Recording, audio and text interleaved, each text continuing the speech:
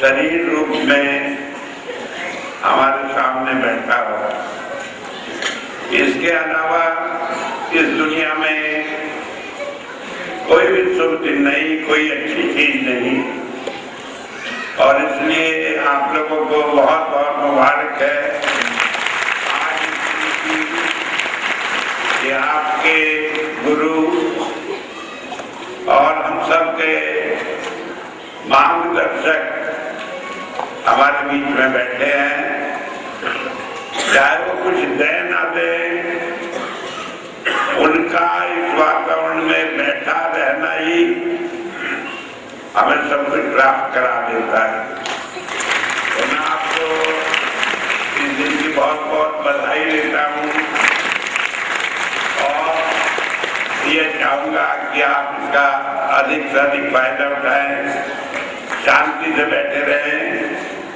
थोड़ा सा समय मैं आपका लेकर आज आपको कुछ बात कहना चाहूँगा।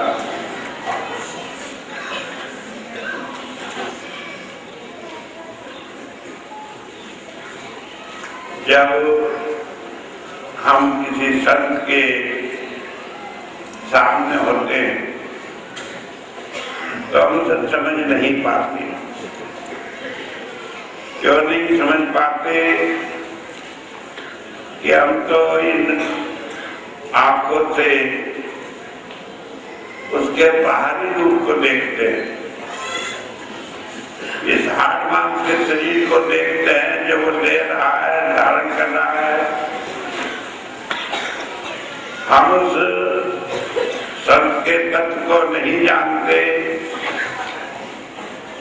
जो उसके अंदर काम कर रहा है। मुझे याद है 14 नवंबर 2001 को जब मैंने देवेंद्र मोहन को अपना उत्तराधिकारी घोषित किया, कई आदमी कहने लगे ये तो अभी बच्चा है। जब उन्होंने कहा ये तो बच्चा है तो उन्होंने क्या देखा? क्या उन्होंने उस आत्मा को देखा जो इस शरीर में काम कर रही थी। केवल बाहरी शरीर को देखा और अपनी बुद्धि के हिसाब से वो संत के बाबत निर्णय करने लगे। लेकिन मैं आपको बता दूं कि संत कोई शरीर नहीं है। शरीर तो वो धारण किए हुए है हमें भ्रम में रखने के लिए, हमें उलझाने के लिए। जो भी हम उसे बाहरी रूप से देखते हैं वो सब भ्रम है, क्योंकि इस रूप में रहकर वो अपने को छिपाए रखता है, बचाए रखता है। वरना दुनिया में उसे कोई जीना भी मुश्किल कर दे, वो कोई काम अपना कर नहीं सकता। कई बार होता है कि जब हम संत के पास जाते हैं तो हम समझ नहीं पाते कि वो क्या हमें देगा, क्या नहीं देगा और क्या करेगा। वेदों में तो एक बात कही है, एक ग्रंथ आता है छोटा सा और उसमें एक बात कही है, स्मृति न सिद्धते, कि बिना संत के संसार में परमात्मा की भक्ति हो ही नहीं सकती, नहीं होती। बात तो इन सारे धर्म ग्रंथों में कही है, लेकिन अगर हम इस बात पर मनन करें, सोचें, तो हम जान पाएंगे कि क्यों ऐसा होता है। कई बार हमारी बुद्धि कहती है कि हमारे जैसा हाड़ मांस का आदमी क्यों इसे इतना महत्व दिया जा रहा है। कितना महत्व गुरु गोविंद दोनों खड़े किसके लागू पाए, बलिहारी गुरु आपने गोविंद दियो बताया। कि उसे कहते हैं कि परमात्मा से ज्यादा मैं उसे महत्व देता हूं, क्योंकि उसने परमात्मा से मुझे मिला दिया। वरना अपने अंदर रहते हुए परमात्मा को हम जान नहीं सकते। इसलिए संत के लिए हजूर संत कृपाल सिंह जी महाराज एक ही बात कहा करते थे कि उसकी केवल एक पहचान है, तुरंत मिलावे नाम से उन्हें मिले जो कोई। जो कोई भी संत के पास आता है वो उसे दुनिया में और किसी काम में नहीं उलझाता, कोई काम नहीं सिखाता, कोई काम नहीं बताता, सारी दुनिया के बाहरी चीजों से हटाकर परमात्मा के साथ जोड़ देता है। जब हम संत की शरण में रहते हैं, संत के वातावरण में सीखते हैं, तो क्या सीखते हैं? वो हमें बाहरी चीज नहीं सिखाता। मुझे याद है एक बार देवेंद्र मोहन के लिए किसी आदमी को काम सौंपा गया कि वो उनसे थोड़ा सा ब्रीफ नोट बना दे उनका परिचय देने के लिए वेस्ट में। तो वहां की इंचार्ज सीए के क्रोध सर्विस ने लिखा कि वो आध्यात्मिक वातावरण में पैदा हुए, बढ़े हुए, पले और सब कुछ सीखा। तो क्यों वो संत कृपाल नगर में ही हुए, यहीं रहे और यहाँ की मिट्टी में खेल कूद कर इन सब कुछ सीखा। मैं आपको एक बात बता दूं कि वो यहाँ रहे और कोई ये सोच ले कि मैंने उन्हें कुछ सिखाया, मुझे याद नहीं पड़ता इतने सालों में कभी मैं कहा और देवेंद्र को कि तुम्हें ये काम करना है, ये नहीं करना। क्योंकि अगर मुंह से ये सारी बातें कहनी हो तो अंतर में आदमी कब जुड़ेगा, कैसे जुड़ेगा?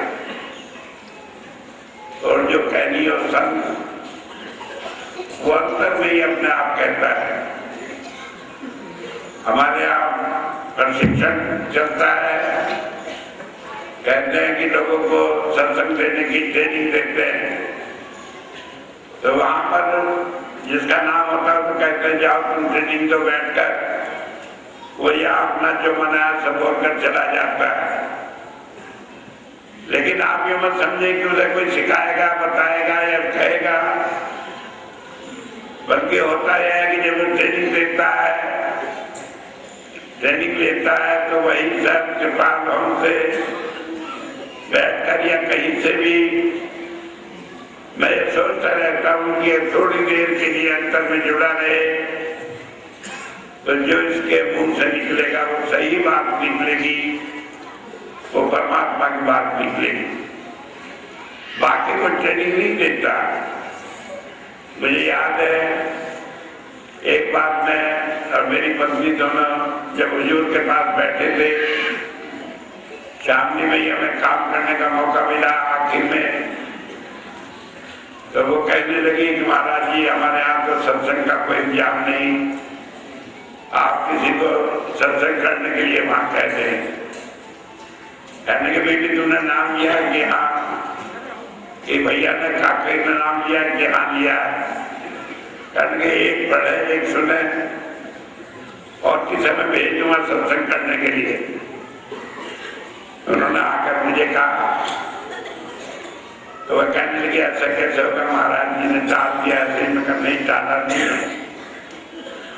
मैंने कहा कि काम शुरू कर रहे, वो मानी नहीं कि आप सत्संग करोगे या मैं करूंगी, हमें तो आता ही कुछ नहीं। और खासकर न तो मुझे बोलना आता था, न मेरी आवाज में बहुत अच्छी थी कि लोग सुनकर खुश हो।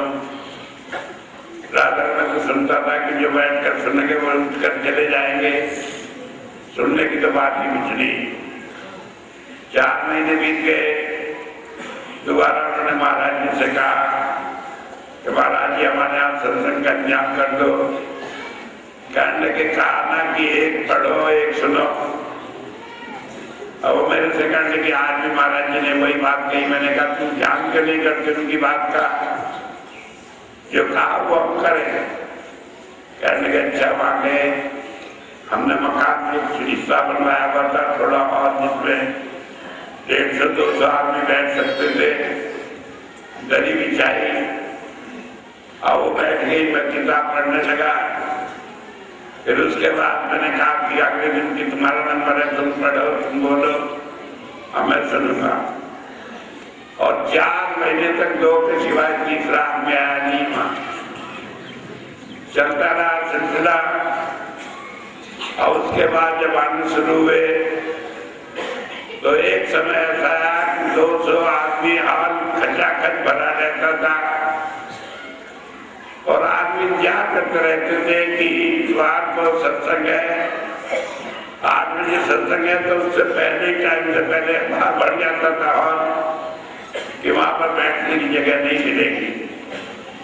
तो होता यह है कि वो परमात्मा हमारे अंदर है, संत हमें उससे मिलाता है और बाहरी रूप से कुछ नहीं सिखाता, न कुछ बताता, क्योंकि बाहर तो दुनिया में भौतिक बात है, यहाँ से हम कुछ सीख ही नहीं सकते। मन और बुद्धि ये कार के एजेंट हैं, ये तो हमें उलझा देते हैं। तो पहली बात बताई कि संत की पहचान क्या है, तुरंत मिला में राम से कि वो हमें परमात्मा से मिला देता है और हमें इधर उधर भटकाता नहीं। अब कैसे मिला देता है परमात्मा से? कहा उसके लिए कि उसकी बात में, उसके व्यवहार में, उसकी हर बात में एक अलग ढंग हो जाता है। दादू साहब ने, दादू कहता दीदा सब कोई कह सुनीदा।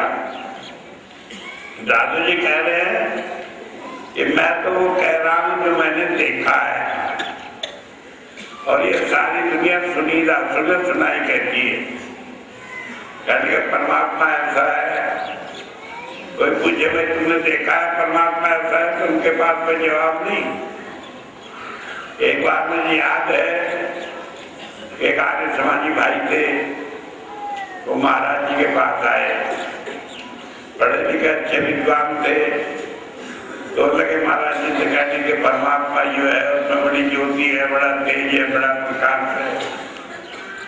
महाराज जी ने जरा उसकी तरफ को देखा, कहने भाई तुमने देखा है? अब उसकी सिद्धि पिट्टी को कहा से बताया कि उन्होंने देखा है परमात्मा के प्रकाश को। कहने के महाराज जी देखा तो नहीं है। कहने के नहीं देखा तो क्या बता रहे हो? उसमें प्रकाश है, जो चीज तुमने देखी नहीं, तुम क्यों कह रहे हो कि वो चीज है? जब ये बात हुई, उस संत की दया हुई तो उसके मुंह से निकल गया, कहने के उसे देखा भी जा सकता है। कहने के आगे जब किसी संत की दया हो जाए तो देखा जा सकता है। तो हाथ जोड़कर कहने का महाराज जी फिर मुझे भी दिखा दीजिए। महाराज जी ने उसे बिठाया, थोड़ी तवज्जो दी, उस अंदर में बड़ा प्रकाश आया और कहने लगा कि हाँ मेरी तसल्ली हुई। तो जब हम कहते हैं कि संत हमें अंतर में परमात्मा से जोड़ता है, अब कई आदमी पूछते हैं कि परमात्मा से कैसे जोड़ता है, कैसे जाने उसे? तो परमात्मा कोई रूप नहीं, कोई शकल नहीं है कि हम कहते हैं कि ऐसी शकल है, हमने देख लिया। परमात्मा का तो कोई आकार ही नहीं है। अगर उसका कोई आकार है तो वह जिसमें काम कर रहा है उसी को परमात्मा का आकार कह सकते हैं। परमात्मा की शक्ति जब किसी मानव तन में काम करती है उसे हम कहते हैं परमात्मा का रूप है। जैसे भगवान कृष्ण में, भगवान राम में, भगवान बुद्ध में, या और महापुरुष जितने हुए, गुरु नानक देव जी महाराज हुए, या और भी कोई महापुरुष हुआ, वो सब हम जैसे ही मनुष्य थे। लेकिन जब उनके यहाँ पर उनके अंदर परमात्मा की ताकत काम करने लगी, उनका आचरण ऐसा हो गया जैसा कि धर्म ग्रंथों में परमात्मा की बाबत लिखा है।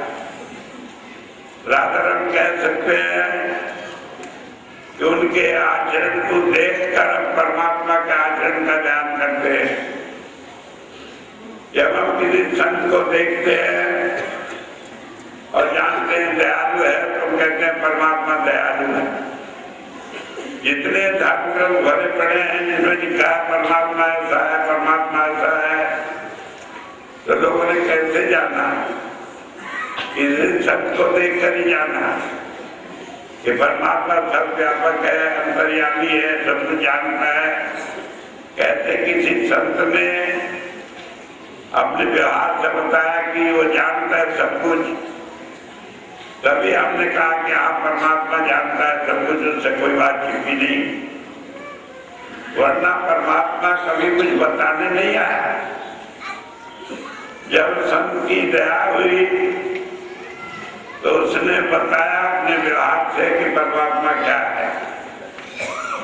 तो इसलिए आप ये समझ लें कि संत का काम इस संसार में आकर हमें केवल परमात्मा से जोड़ना है। वो हमें बाहरी किसी काम में नहीं फंसाता, कोई कर्म कांड नहीं कराता, ना किसी देवी देवता की पूजा कराता है, न कोई और दूसरा काम करता है। और हमेशा से यही होता है। इतना तक कहा है कि ये बुद्धि जिसके चक्र में पड़कर, जिसके झंझट में पड़कर अब इस संसार में फंसे पड़े हैं, वो इस बुद्धि से हमें छुड़ाता है। बाइबल में आया है, Lord is perfect to make divine simple, कि परमात्मा का नियम हमेशा से एक ही रहा है कि जो बुद्धि के पैमान है इन्हें हटाकर बुद्धि से इन्हें ब्रह्म ज्ञानी बनाता है, इन्हें परमात्मा का ज्ञान देता है, परमात्मा की समझ देता है, परमात्मा के रूप में समाने की, उससे प्रेरणा लेने की, उसके ऊपर चलने की प्रेरणा देता है। तो संत हमें सारी जगह से छुड़ाकर परमात्मा के साथ जोड़ता है। तो इसलिए कहा कि संत की दुनिया में और कोई पहचान नहीं, लेकिन हम उसे जान नहीं पाते, हम बाहरी नतीजे से अपने आप देखते हैं। लेकिन कई बार सवाल होता है कि हमारी इतनी आंख नहीं, हम कैसे जाने?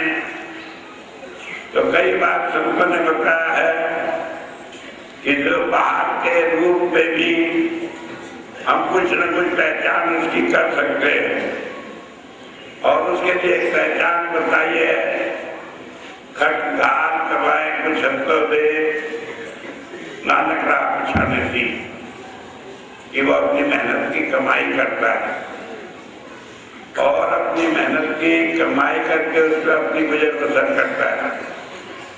वो दूसरे के पैसे के ऊपर नहीं रहता। क्यों नहीं रहता? कि जो हम कमाई करते हैं उसके अंदर जो हमारा कर्म है, जिसके द्वारा हमने धन कमाया है, उसका अंश रहता है, उसका प्रभाव रहता है। और अगर हमारा धन किसी गलत तरीके से कमाया गया है तो उस धन को उपयोग में लाकर वो गलत कर्म हमें गलत रास्ते पर ले जाता है। कई बार सत्संग में एक कहानी सुनाई, एक महात्मा था, एक बार किसी गांव में ठहरा, वहां पर उसने भोजन किया, गांव वालों ने जाकर भजन किया, उसे कर दिया। उसने रात में बैठ गया भजन पर तो उसका ध्यान नहीं लगा। उसने सुबह गांव वालों ने कहा कि आपने मुझे गलत घर का भोजन खिला दिया। कहने का हमने तो आपको एक बुढ़िया थी विधवा, वो चरखा काट कर अपनी गुजर कर दिया, उसके घर से लाकर रोटी थी। जब ये बात कही तो महात्मा जी उसे देखने के लिए रुक गए। जब उसके यहाँ देखा तो उसने देखा दिन भर वो चरखा काटती रही, शाम को चरखा काट रही थी, अंधेरा हो गया तो उसने दिया जला दिया और उसमें की रोशनी में काटने लगी। थोड़ी देर में उसने देखा कि बाहर सामने के मकान में रोशनी हुई, तो उसने सोचा थोड़ा तेल बन जाएगा, उसने अपना दिया बुझा दिया और रोशनी में काटने लगी। अब महात्मा ने पूछा ये मकान किसका है? कहने लगे नाचने वाली एक वैश्या का मकान है।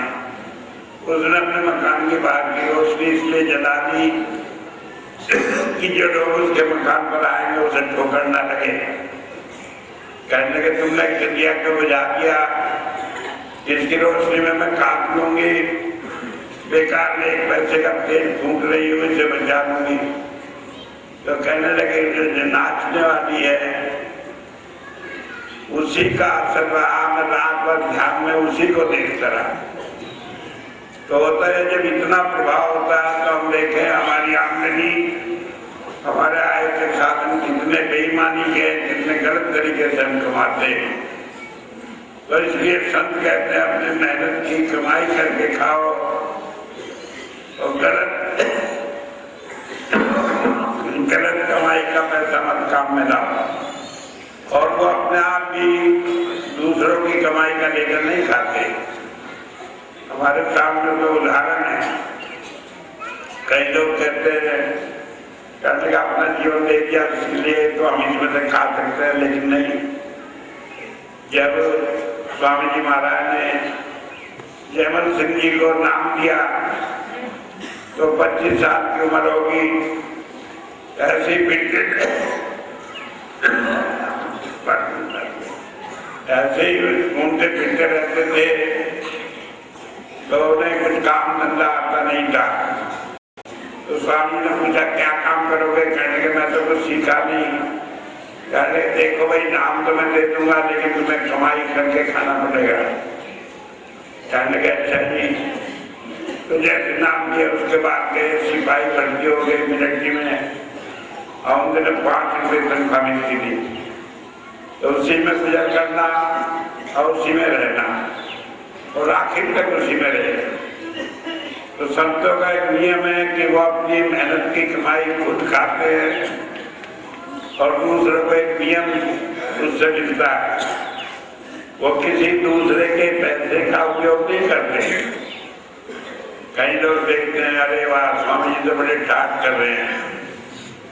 ठाट काम कर रहे हैं, किस बात में कर रहे हैं? हम सोचते हैं कि शायद ये सेवा, ये रुपया ये आता है वो अपने काम में लेते हैं। लेकिन संत इतना ख्याल रखते हैं कि एक भी पैसा सेवा का किसी तरह का उनके काम में न लगे। मुझे याद है एक बार उनके महाराज जी के कमीज का राशि फटी हुई थी। बैठे थे, ताई जी कहने लगे कपड़ा फटा हुआ बदल लें। कहने लगे अभी चुप रहो, पेंशन अभी आने में मिलने में 2 दिन बाकी है, तो अभी पैसे नहीं है, बाद में कर लेंगे। जो आदमी रोज विदेश जाता हो, रोज सारी दुनिया उनके आगे सेवा रखती हो, लेकिन वो अपना कपड़ा भी जिसमें 10 या 5 रुपए लगते होंगे वो उसकी संगत की कमाई से नहीं खर्च कर सकता। तो इसलिए सबसे बड़ी बात यह है, बुजुर्ग कहा करते थे इसी एक बात से 99.9% आदमी छट जाते हैं। आज लोगों ने धंधा बनाया हुआ इसे कि भाई महात्मा बन गए, सिर मुड़ा दिया, महात्मा बन गए और अपना मौज करने लगे। लेकिन संत कहते हैं कि नहीं, क्योंकि जब तक हम अपनी कमाई का नहीं खाएंगे तब तक तो हम जिसका खा रहे हैं उसके कर्मों को भोगने में हमें सारी जिंदगी लग जाएगी, हम दूसरा का क्या भला करेंगे। तो जब हम संत की बात जानते हैं तो देखने में वो साधारण मनुष्य मालूम पड़ता है, लेकिन वो अपने जीवन में एक आदर्श रखता है। अब वो आदर्श क्या रखता है कि वो परमात्मा के साथ जुड़ा रहता है। कहा है संकट तो कुछ सुन नहीं जो धन को करे खजाने में, 3 लोग बस्ती में बसाए आपस से वीराने में। शंकर भगवान का आता है। शंकर कौन है? सत्य शंकर का रूप है। कारण के शंकर जो है वो सूद नहीं है, कंजूस नहीं है कि वो रुपये पैसे भी जोड़े इकट्ठा करे। तो सारी दुनिया को रुपया पैसा देते हैं, लेकिन अपने आप नहीं धड़ंग अपना माँ कैलाश पर बसे रहते हैं, बहुत रमाए रहते हैं। तो क्या मतलब है कि वो सारी दुनिया को कितना ही दे। मैं एक बात बता दूं कि संत पैसे के पीछे नहीं भागते, लक्ष्मी के पीछे नहीं भागते, बल्कि लक्ष्मी उनके पीछे भागती। क्यों भागती है? वो सोचती है कि अगर कहीं ये मुझे काम दे दें तो मेरा भी कहीं उद्धार रहेगा, लोगों को पता रहेगा कि पैसे वाले का भी उद्धार का कोई रास्ता है। बाइबल में कहा है कि ये संभव है कि ऊंट जो है सुई के नाके में से निकल जाए। सुई होती है, उसमें खेल होता है जिसमें धागा डाला जाता है, तो कहा उसके अंदर से ऊंट निकल जाए, ये तो संभव है। लेकिन पैसे वाले का परमात्मा के राज में दाखिल होना संभव नहीं। क्यों? कि पैसा हमें पतंग की ओर ले जाता है। तो इसलिए संत उन सबसे बरी रहता है और हमें बरी रखता है। लेकिन इसका मतलब ये नहीं होता कि हम अपनी संसार की चीजों के लिए परेशान रहें, कभी में रहें। वो हमें वो ताकत भी बख्शता है कि हमारा मन उन सारी चीजों से हट जाता है, उधर मन ही नहीं करता और हम उन सारी चीजों से अलग होकर रहते हैं। तो बताया कि जब संत की शरण में जाओ तो आप और कुछ न देखो, केवल एक बात देखो कि वो अपनी कमाई के लिए, अपने गुजर बसर के लिए अपने पास अपने साधनों से काम करता है। और दूसरी बात यह है कि वो हमें बाहर के झंझटों में नहीं उलझाता और वो हमें सीधे परमात्मा के साथ जोड़ता है। अब इन दो बातों से क्या होता है? सीधी बात है, वो दुनिया के झंझट जो हमें यहाँ बताए रखते हैं, उन सब से जब हम अलग हो जाते हैं तो जितने रुकावट होती है वो हमारी खत्म हो जाती है। जैसे क्या है कि हजारों लाखों जितने भी विचार हैं वो दुनिया की वजह से आते हैं। तो सब कहता है कि सारी चीजें हटकर अपने ध्यान को अंदर ले आओ। जब ध्यान को अंदर जाए, हमारा ख्याल रुक गया, तो जितने झंझट है वो सारे खत्म हो गए और फिर वो तवज्जो दे देता है, हम अंतर में जुड़ जाते। तो जो आदमी जीवन भर इतनी साधनाएं करते हुए परमात्मा की भक्ति करने में सफल नहीं हो पाते, वो संत के सीधे रास्ते से कि ध्यान बात से अंदर लाओ और अंतर में परमात्मा है, सीधे उसके साथ जुड़ जाओ, तो उससे भक्ति का मार्ग बड़ा सरल हो जाता है। वेद में पहले ही मंत्र में कहा कि मेरे कि अंतर में जो रोशनी होती है, जो अग्नि की तरह होती है, वो हमें परमात्मा की भक्ति कराती है। क्यों कराती है परमात्मा की भक्ति? कि हमारी आत्मा जुड़ी पड़ी है संसार से और वो इस बंधन को काट देती है, इसे जला देती है।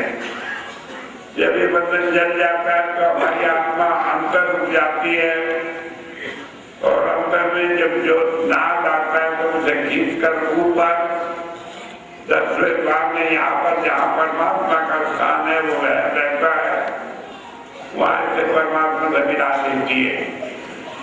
तो जो हम अंतर में रोशनी देखते हैं, जो अंतर में हम धुन सुनते हैं, ये परमात्मा का रूप है और उसकी प्राप्ति करने पर हमें वो सारी चीजें प्राप्त हो जाती है जो परमात्मा के प्राप्त होने से मिलनी चाहिए।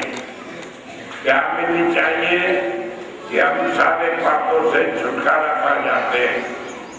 पाप क्या है? कर्म के बंधन है जो हमें संसार में जोड़ते हैं, जो बांधे हुए हमें। बैठते हैं भजन करने तो दुनिया की चीजें याद आने लगती है। क्यों याद आने लगती है? कि पिछले जन्मों के कर्म है, ये पाप है हमारे, ये छूट जाते हैं क्योंकि हम इन बाहरी चीजों से छूट जाते हैं। और जब वो नाद आता है तो खींच कर इस आत्मा को ऊपर जोड़ देता है और उस परमात्मा को अपने अंदर जन्म कर लेते हैं, समा लेते हैं। जैसे भोजन होता है उसे पचा लेते, इसी तरह परमात्मा की उस ताकत को हमारी आत्मा अपने अंदर समा लेती है। वो एक रूप हो जाते हैं, उनमें कोई फर्क नहीं रहता। कहा गुरबाणी में, जल में जो जल जाए छटाना, तो ज्योति में जो समाना।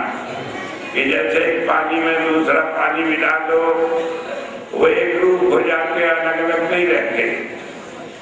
ठीक इसी तरह हमारी आत्मा प्रकाश रूप होकर परमात्मा के प्रकाश रूप में समा जाती है और वो दोनों एक रूप हो जाते हैं।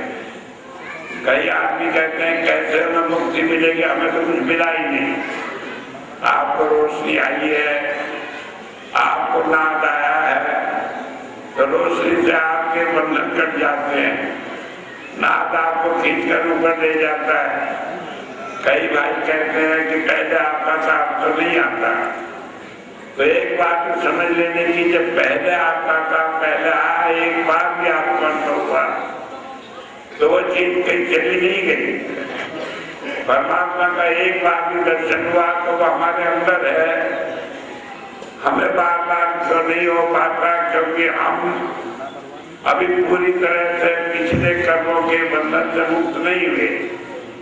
और एक बात और है कि हम अगर जो रोज रोज जुड़ जाए, हमें परमात्मा अंतर में मिल जाए, तो मन कुटिल है, ये हमें खींच कर उधर ले जाता है दुनिया के कामों में। तो उससे हम दुनिया की बात करने लगते हैं। कैसे करने लगते हैं? कि जैसे हम कहते हैं कि संत के पास जाओ तो वो सारे काम कर सकता है। मुझे याद है, मेरे पास मैं एक बात अक्सर कहा करता हूँ, My boss can do everything, but does nothing. कि मेरा गुरु सब कुछ कर सकता है, लेकिन वो करता नहीं।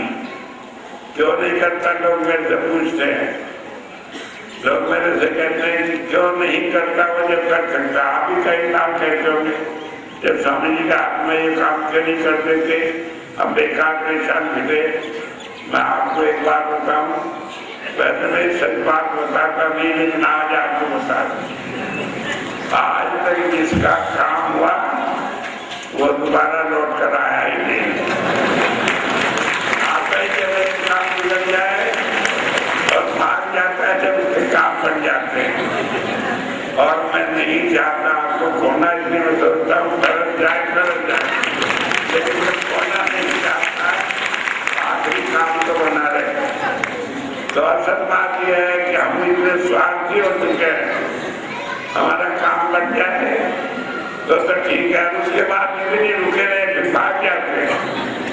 मेरे पास दुनिया भर के टेलीफोन आते हैं कि ये बीमारी, ये बीमारी, ये परेशानी, अब ठीक हो जाते हैं। मैं कहा कम से कम भगवान जब बीमार था जब रोज टेलीफोन करता था, अब ठीक हो गया, कम से कम एक दफे तो कह दिया होता कि बनना आते, तब नहीं आते। उस वक्त तो हालत यह रात को 12 बजे मिल जाए मौका तो टेलीफोन कर। एक बार एक आदमी बार बार टेलीफोन कर रहा, 5 मिनट में मैं जाता मानते ये हो जाए वो हो जाए, और फिर उसका टेलीफोन आना बंद हो गया। बहुत दिनों बाद मुझे मिला, मैंने कहा क्या बात हुई, तुम्हें नौकरी मिल गई? कहने हाँ जी वो तो मिल गई थी। मगर पहले आदमी टेलीफोन पे नहीं किया, जब तक नहीं मिली थी तभी तक मिलता, तब तक याद तो करता था।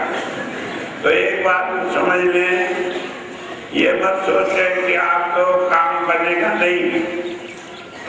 आपके अंदर परमात्मा आपकी हर बात बनेगी।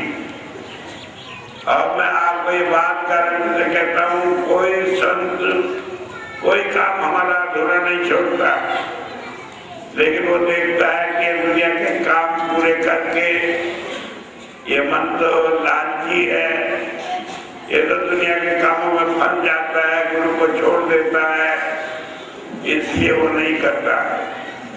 स्वामी जी ने तो इससे भी शक्ति से कहा है, कहने के जब ये जीव मेरा कहना नहीं मानते तो थोड़ी देर को मैं इन्हें काल के हवाले कर देता हूँ, पीठ खेत के ठीक करेंगे, तब इन्हें याद आए कि गुरु की तक दोबारा वहां आएंगे।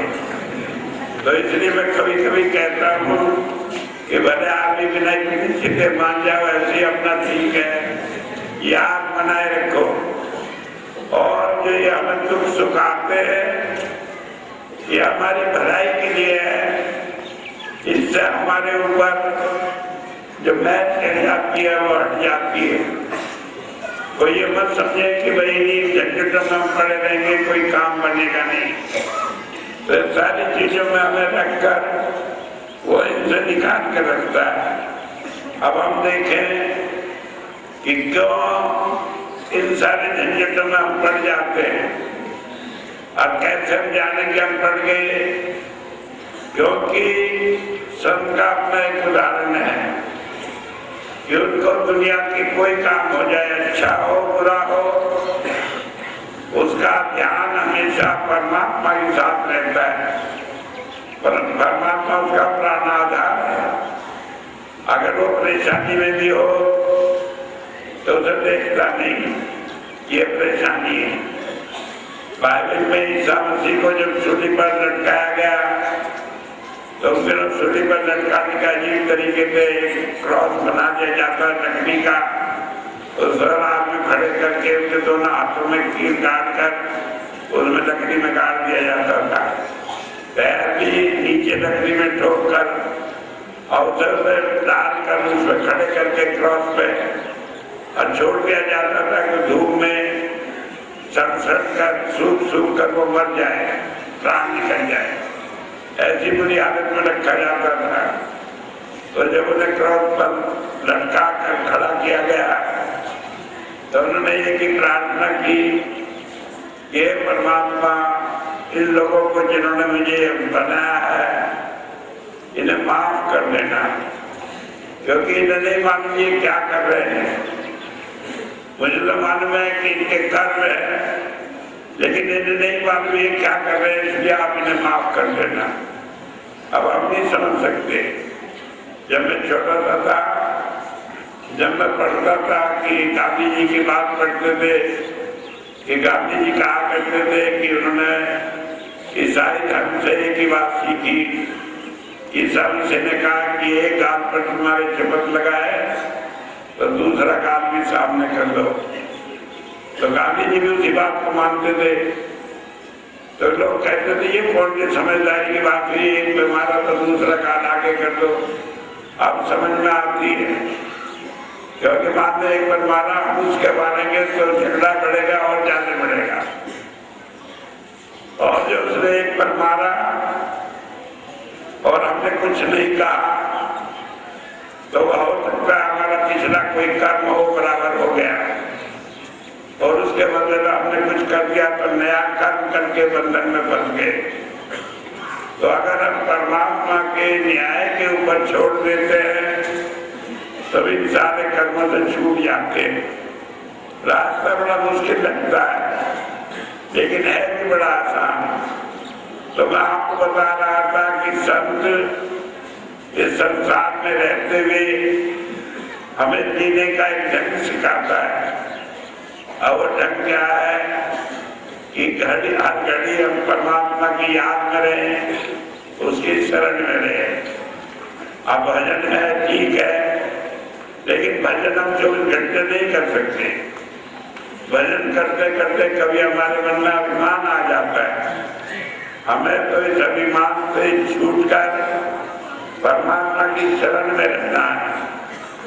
तो मैंने कई बार बताया, तो उसका आसान तरीका मैं आज आपको एक बार फिर याद दिला दूं गुरबाणी में एक बात आई है, उसमें कहा है जुगत मुखत भुगत तेरी सेवा, जुगत भगत मुखत तेरी सेवा, जिस तू आप कराए।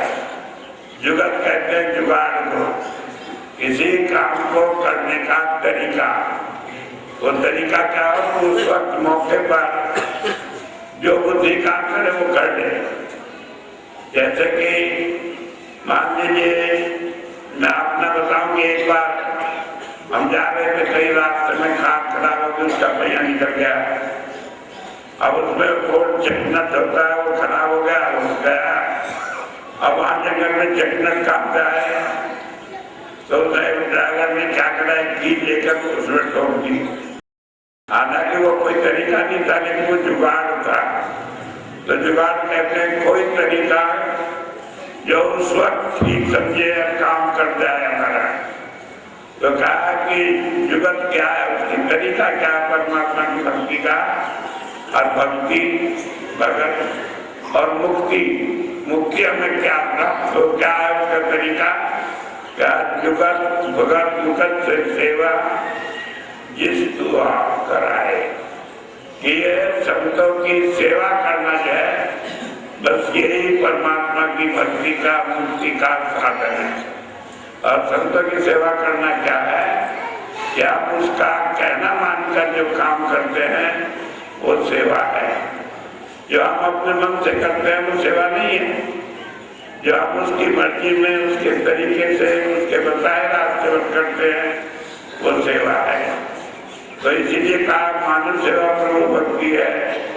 और उसका तरीका यह है कि हम सेवा करें। और सेवा किस तरह करें, मान लीजिए हम कैसे जाने उसकी क्या राय है। हमें कई घर में बैठे हम कैसे समझे ये राय है। तो मैं आपको 1000 बार कहा कि आंख बंद करके 5 बार मंत्र का जाप करो, और फिर जो अंदर या जो समझ में तुम आए वही कर लो। लेकिन ऐसा न करना कि चतुराई करके कि पहले सोच लो ऐसा करना है, और फिर आंख बंद करके गुरु जी को भी धोखा दो, कहने का आज हमने तो यही करा जो आपने कहा। इस मन को अलग रख के कुछ तय मत करो, आंख बंद करो, जाप करो, जो मंत्र उसके बाद आए उसको कर लो, तो वो उसी का हुक्म है। वो प्रेरणा आपको परमात्मा के देश से आती है। तो ये सेवा का साधन जो है भजन के बराबर है, भजन से भी जाते हैं। क्योंकि हजूर संत के पास सिंह जी महाराज कहा करते थे कि सेवा नकद सौदा है, कि ये तुरंत इसका प्रभाव होता है। भजन का प्रभाव कुछ टाइम लेता है। हम बैठते हैं, कभी भजन बनता है, कभी नहीं बनता। लेकिन सेवा जब हम करते हैं तुरंत उसका लाभ होता है। और लाभ क्या होता है कि हमारा मन जो है परमात्मा के साथ जुड़ जाता है, दुनिया से हट जाता है। कैसे जुड़ जाता है, किसी काम में हमारा मन लगो न लगो, लेकिन यूँ तो याद आती है कि अच्छी मुसीबत पड़ी थी, ये काम करना पड़ा। तो उस तरह से हमारा ध्यान हर हालत में गुरु के साथ लग जाता है। तो बताया कि आसान तरीका आज कलयुग में और सतयुग में भी यह हमेशा से एक ही रहा कि हम सेवा करें। और सेवा वो है जो हम गुरु की प्रेरणा से, उसकी इच्छा अनुसार, उसके चाहे अनुसार, जैसे वो चाहता है वैसे हम करें। और वो सेवा क्या है कि निस्वार्थ भाव से हम करें, अपना स्वार्थ रूप में न रखे, तो हमारा काम सारा बन जाता है। तो एक बार फिर मैं आप लोगों को बधाई देता हूँ कि आज इस मौके पर ये बहुत बड़ा अच्छा अवसर है कि आप सब बैठे और इस अवसर का लाभ उठाया। जहाँ भी रहे, जिस भी हालत में रहे, याद बनाए रखे। और कोई भी काम करना हो उसकी याद करके करे, तो सारा काम आपका भक्ति में ही जाता है और उससे आपको लाभ मिलेगा। और वो लाभ क्या मिलेगा कि दुनिया में सारे कर्मों से, झंझटों से छूटकर हम परमात्मा को प्राप्त करेंगे, हमें मोक्ष मिलेगी, हमें कोई इधर उधर भटकना नहीं पड़ेगा। इसी बात को जानना।